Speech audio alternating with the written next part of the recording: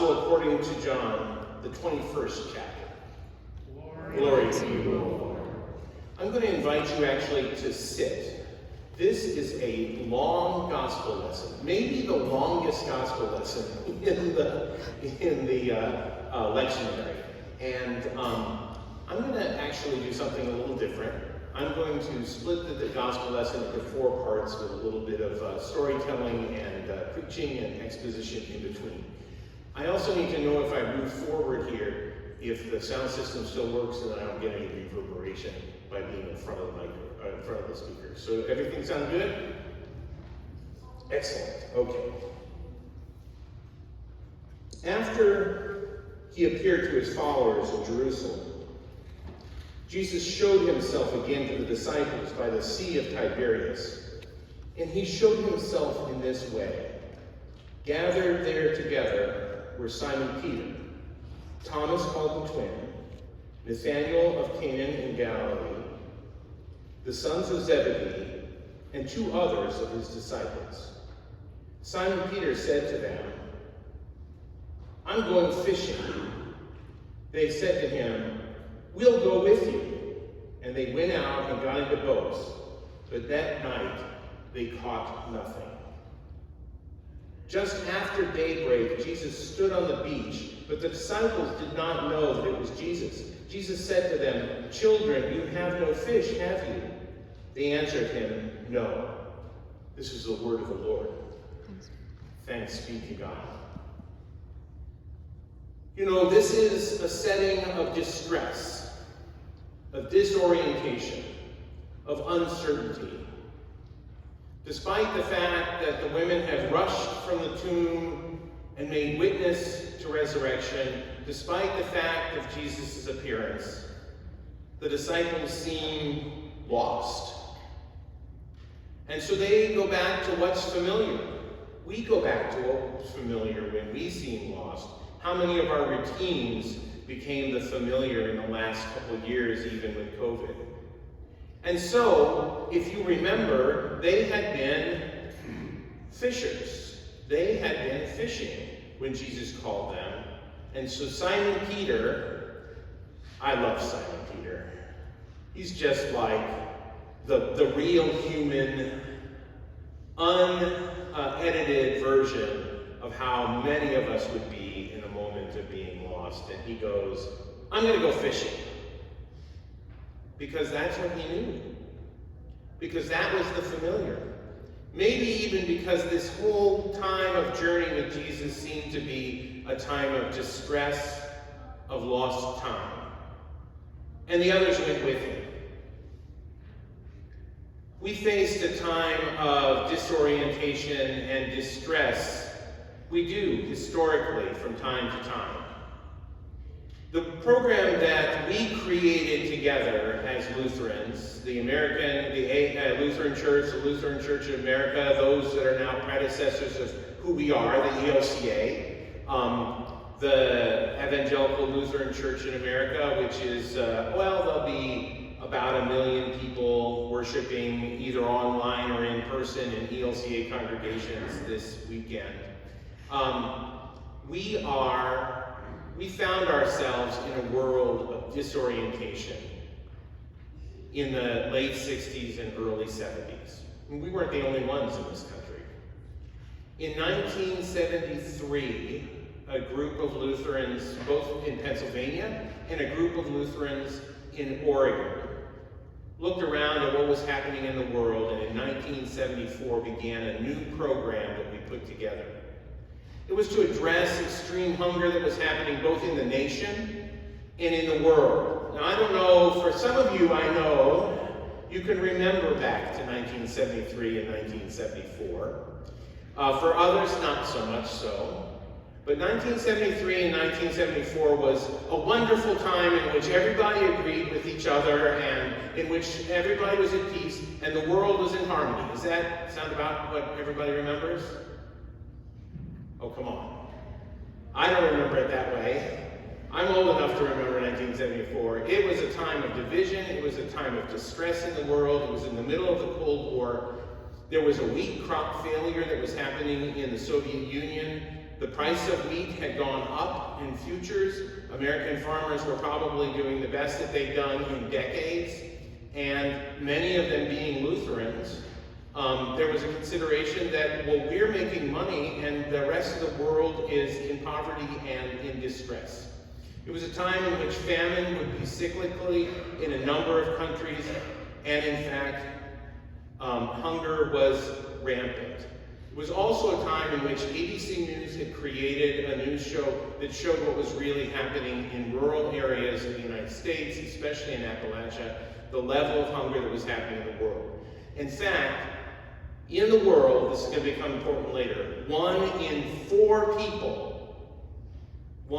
every four people faced a season of extreme hunger in the world. And so when we read here of a night in which the disciples were out, and were not able to catch any fish at all, it reverberates through history that there are times and there is a reality to hunger that's in our midst. And so I return to the gospel.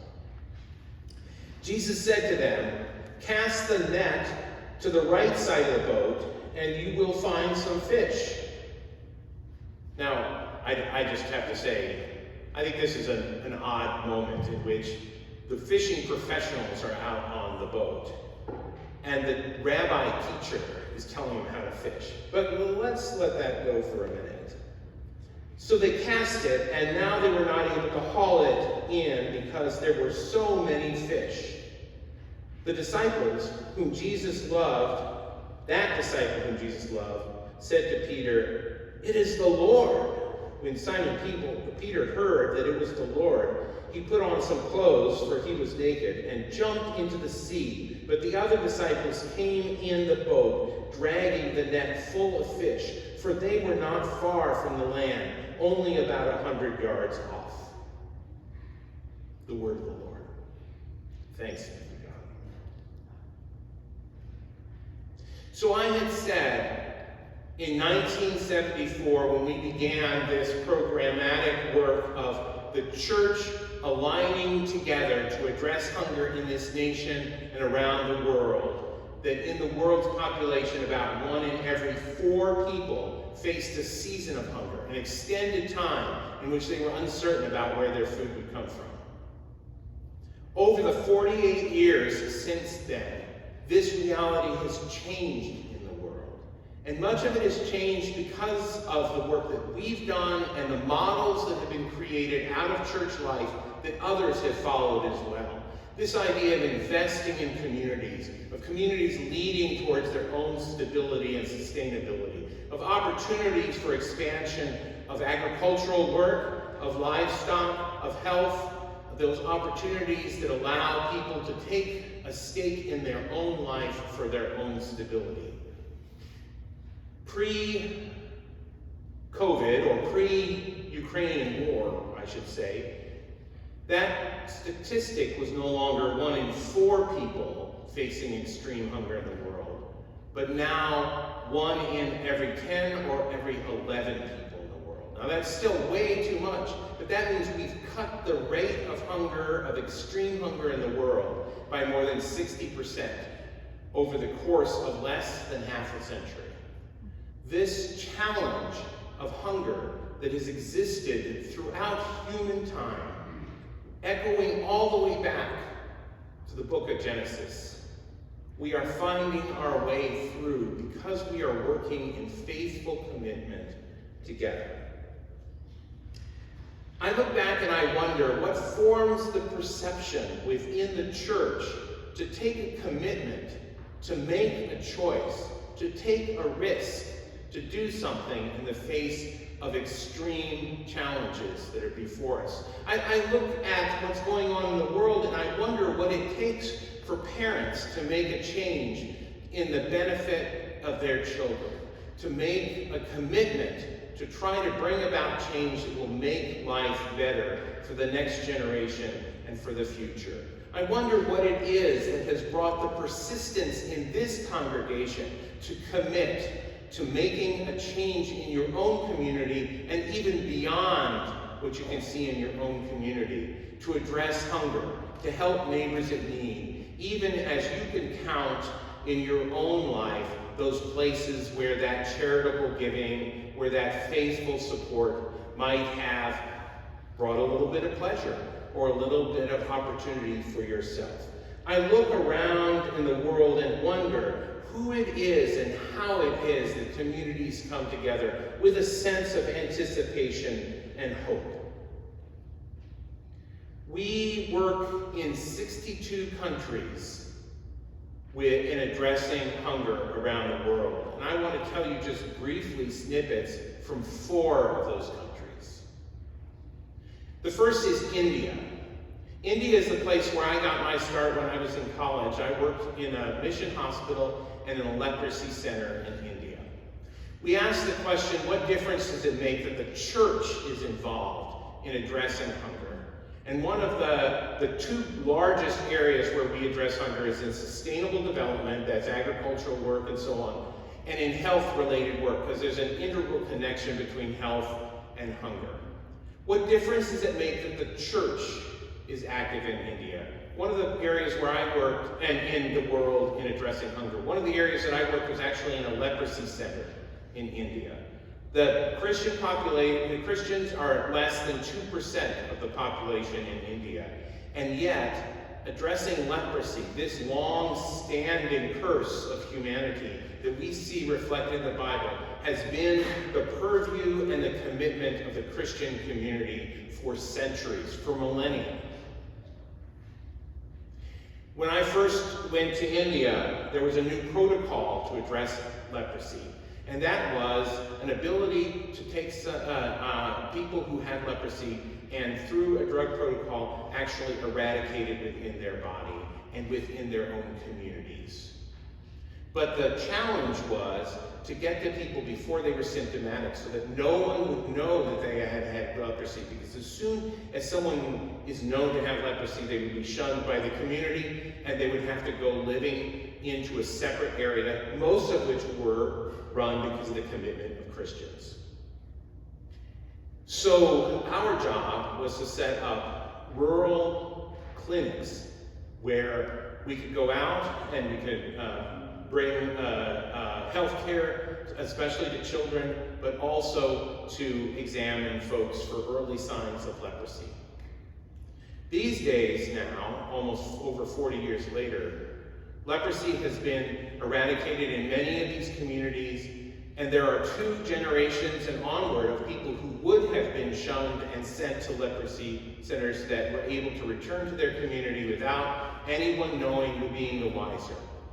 If it were not for the Christian community, these tens of thousands of people would have been relegated to their own space and shunned and left out of the opportunities for community. The gifts that they brought to their community, the strength and the leadership that they had brought over time would have been lost. That's what it means to make a difference. The church is in this space.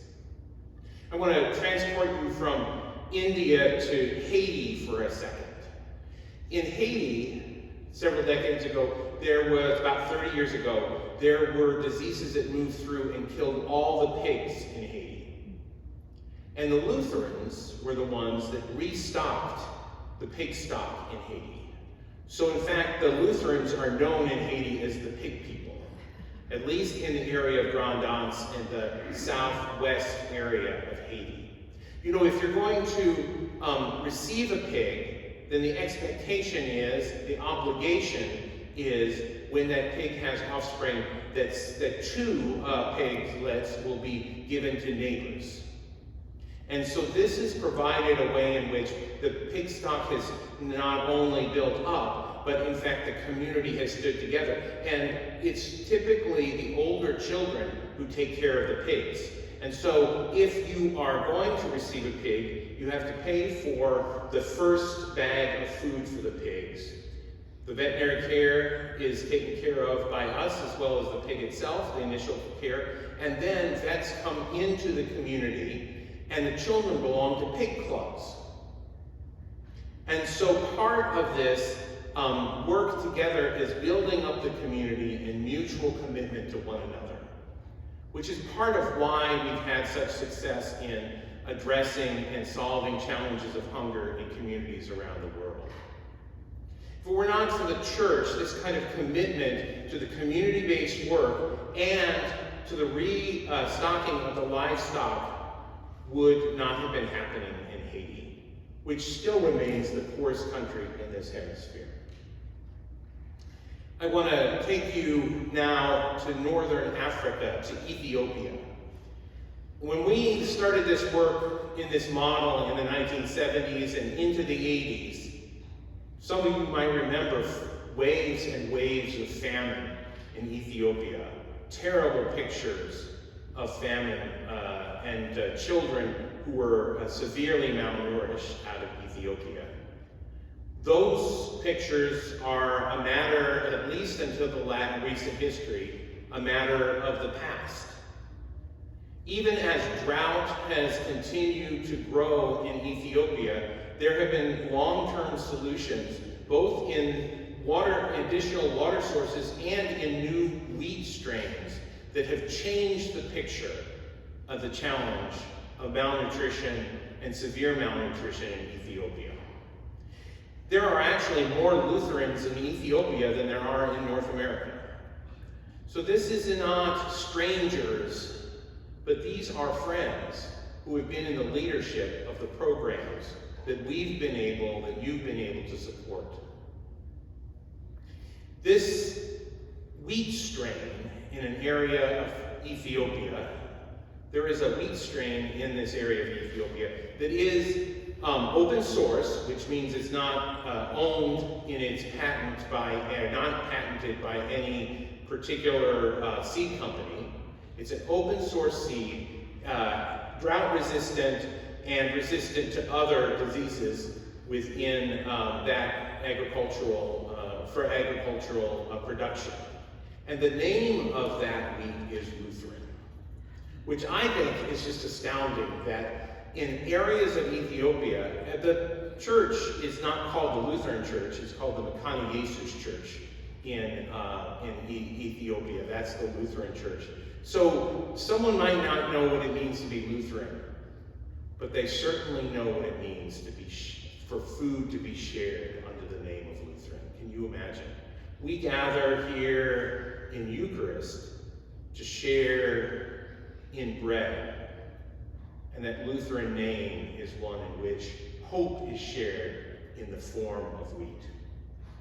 And then finally, in the United States, the ELCA and Lutheran Church is part of a network of organizations that are committed to providing grant support for long-term work in addressing hunger in the U.S. Hunger in the U.S. has a bit of a different nature or face than it does in much of the rest of the world, in that people are often having to choose between having enough food for their children or for their family and paying for something else that brings about stability in their life, whether it be a roof over their head or the ability to get to the job or an ability to have health care for your children. And we have made a common commitment as a nation to make sure that there is food in the pathway of people's life, enough food that can be accessed that people don't go hungry, even if they're challenged with all the rest of those aspects of their life. But the biggest place of challenge within our country right now for adequate food and nutrition is in rural areas of the United States.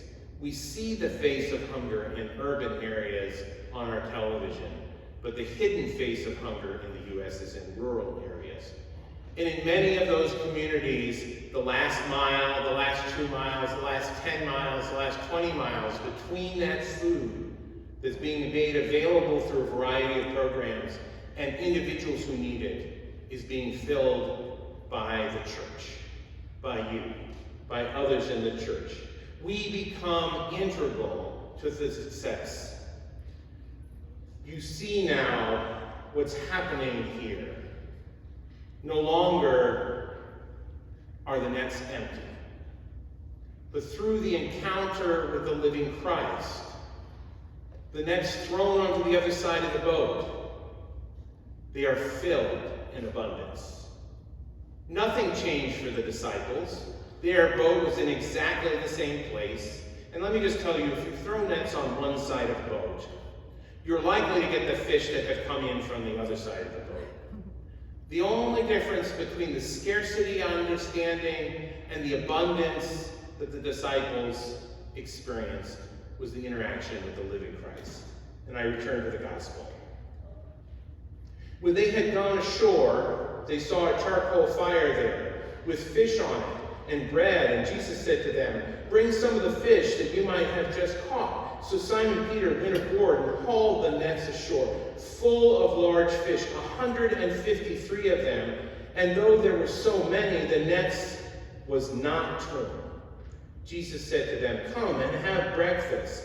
Now none of the disciples dared to ask him, "Who are you?" because they knew it was the Lord. Jesus came and took the bread and gave it to them and did the same with the fish. This was now the third time that Jesus appeared to the disciples after he was raised from the dead.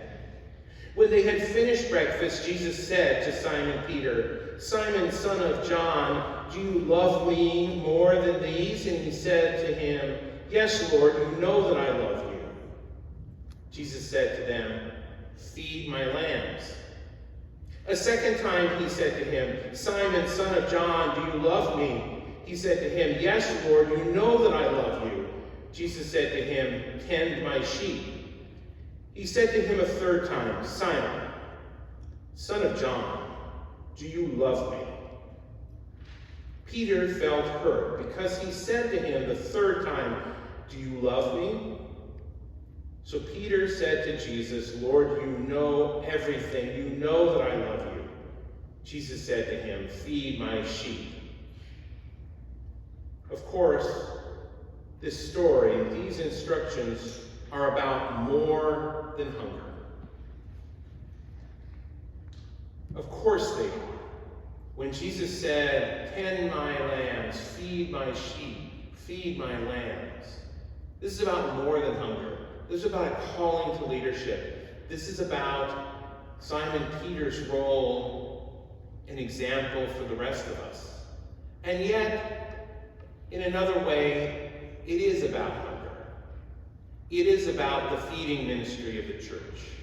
From the beginning, the church has followed in this example that we've seen of Jesus feeding the people. From the beginning, it's about claiming of hope. When we turn to the book of Acts, we see in a passage that's actually not in the lectionary often, the 6th chapter of Acts, we see that while the leaders in Jerusalem have been over here figuring out how to organize a church and bringing people in prayer, over here, the Greek widows, the Hellenist widows, are being ignored in the distribution of food. And they come to the disciples and they say, "This is not fair that we should be ignored in the distribution of food." In other words, it was an ethnic discrimination. And the first thing that the church does is it calls together those in diaconal service to be able to address the shortage of food to one community. Feeding those who have been left out, filling the gaps in food, has been our identity for over 2,000 years. We are, in many ways, the longest standing, continuous, nonprofit organization addressing food and needs of food insecurity in the world. You are. And it exists because of your commitment to that work, both locally and around the world. You see, those disciples that were called in the book of Acts, they are actually not only the ones that address the needs of food, but they are the ones, if you follow the trajectory of their lives, that take the gospel, the good news, the invitation to know Jesus out beyond the Jewish community to the Gentile community. And so inescapably, inevitably, our witness includes hunger work, not as a sideline to what we do, but is integral to the witness that we have in our own community. Julian the Apostate, who was the Caesar who tried to return Rome to pagan ways after it was acceptable to have Christianity within the community. Julian the Apostate said, "Curse those impious Galileans." He wouldn't even use the words, those followers of Jesus. "Curse those impious Galileans who feed not only their hungry poor, but ours as well."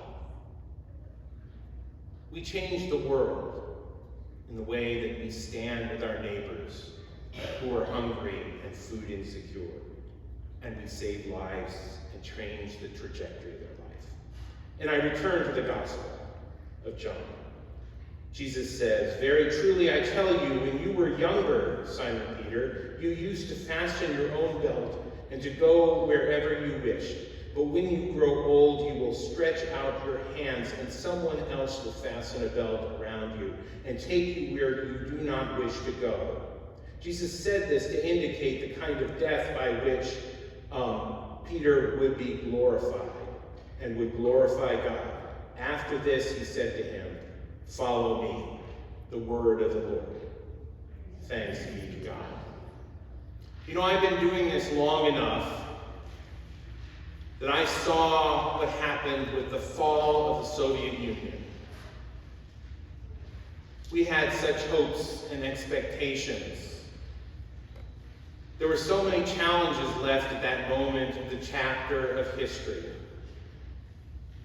I remember the first of our companions who worked in the Soviet Union returning to Hungary and to Romania to find just a remnant of the Reformed or Lutheran communities that were left at the time of decades of declared secular life. And those churches, the church in Slovakia, the Lutheran Church in Poland, and even the Lutheran Church, a small church in Ukraine, have grown up over these decades. To see what's happened now in the last 2 months, literally 2 months from this weekend, to see what has happened with the invasion from Russia into Ukraine, to see 11 million people displaced, over almost a third of them into countries neighboring Ukraine, has been disheartening. It has been as challenging as this anticipated moment that Jesus talks about with Peter. And yet it's been inspiring to see the way that the church has responded, like every community does, immediately out of its church life, out of its community life, in places like Poland, where people gathered up strollers and just left them for those who were showing up at the train station. To see what's happened in Hungary, where we have this dynamic relief program in Hungary that's been extended to other countries that now are being addressed into their neighboring Ukraine. And immediately starting with small vans that people were taking full of relief supplies into Ukraine, and then bringing people back who were not able to make their way out of the country. And now, caravans of relief supplies from Romania. We're just about to have our 4th caravan through Hungarian Intertrade going into Ukraine itself. To see the pastors and the church workers in Ukraine who have remained in place. And while the relief supplies have many people who will pay for it, those church workers, those people who are integral to the relief work, are there by a commitment that you have made through the ELCA to support them in their financial support over the next months ahead. So while their congregation can no longer support them, you are supporting them through your commitment, and they are supporting their community. What's happened now is that the gifts that the church brings in places like Poland and Slovakia and Hungary and Romania are becoming our area, our niche, our expertise, our support in the work. Those people who had been in Ukraine from Africa and from other nations came and fled to their neighboring countries, and they sought out the Lutherans because they knew from their past experience that Lutheran meant a place of safety and help and hope. The Nigerian medical students from the the medical school in Ukraine are now at the Lutheran seminary in Romania, carrying on their work because they knew this would be a home for them. Those people who were already refugees in Ukraine have found new places in neighboring countries. And specifically and particularly, those children and adults with disabilities, both intellectual and physical, have found welcome arms in the programs that you had already helped to support in Slovakia and Poland for people with disabilities to find a way into productive life and self-sustainability. To be able to turn in the midst of a situation like this, where we know that hardship has been visited upon people who never would have expected it and never deserved it, and to know that it is possible to find a sense of hope, a sense of help, a way in which we can reach in particular ways with the gifts of the church is what we offer to one another and what you make possible by your generosity. So after this extended time of conversation and opportunity to celebrate what it is that we do together, I really want to end with one sentiment, and that is thank you. Thank you for the ways in which you are committed in this community to neighbors who are challenged to be able to have the food and the opportunities that they need. Thank you for the ways that you extend that same spirit of hope and commitment beyond your own community to places that you may never go and people you may never see, but for whom it makes a life-saving change, a life-changing opportunity and help.